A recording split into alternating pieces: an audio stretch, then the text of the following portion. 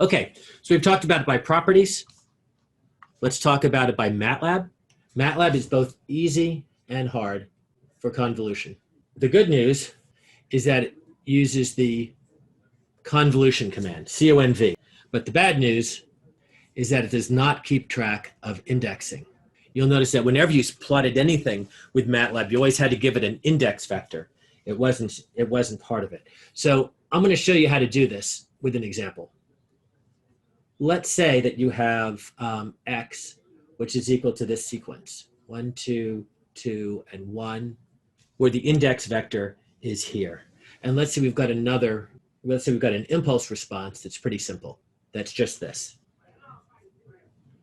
You get your output just by saying we're going to convolve x, comma, h. So you'd literally put in these definitions into MATLAB with the realization that you can't put in the arrows.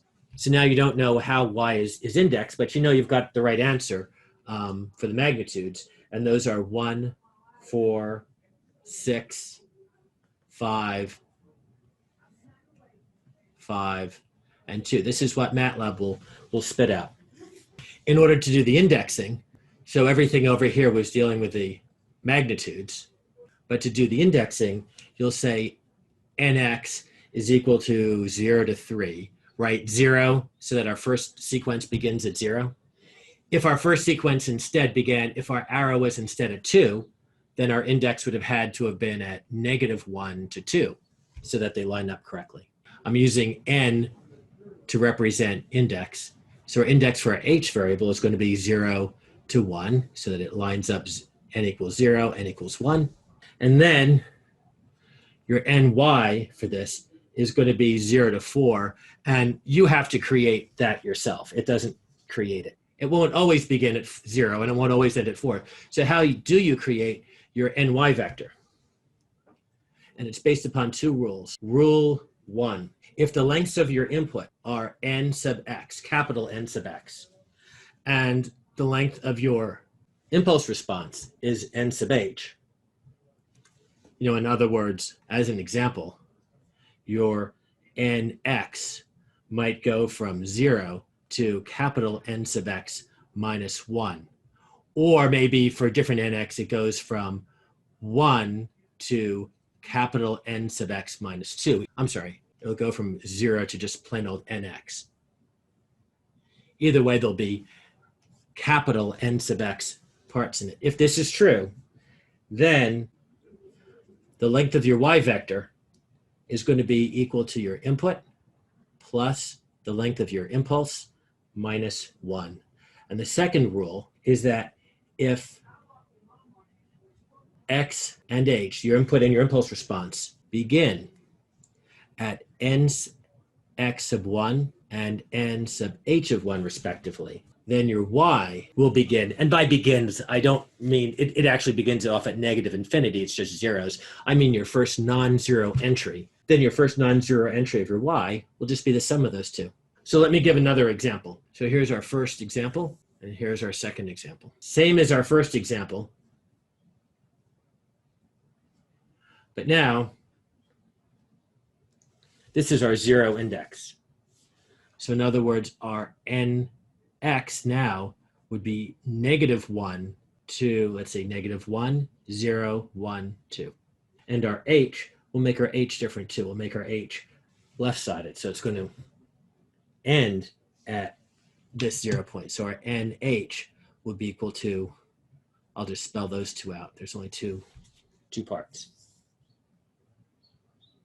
So now rule 1 says, oh, and we'll find our y equals convolution of x comma h. But now we need to figure out what our ny is.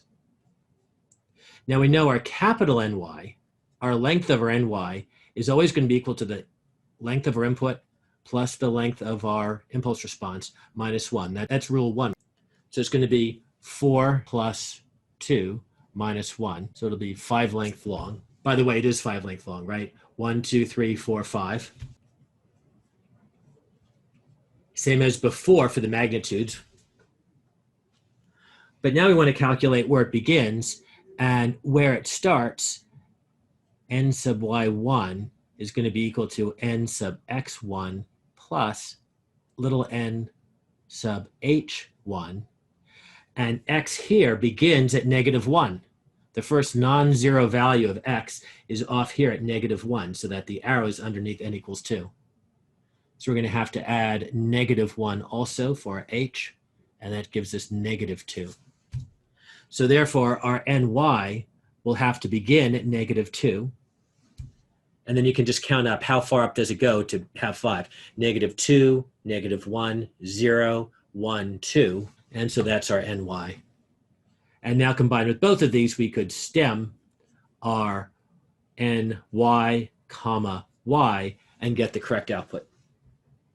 Just like over here, we could have also stemmed our ny, comma, y here, and we'd have the exact same magnitude, just shifted over. Questions on any of the MATLAB stuff? It's really just these two rules. Sir, just a quick question on the ny1 equals nx1 plus nh1. Where'd you get the -1 plus -1 from? Rule 2, if x and y begin at nx1 and nh1. So where do these guys begin? If you were to graph this out, let's graph x out. It's got an arrow here. The arrow refers to the 0 index.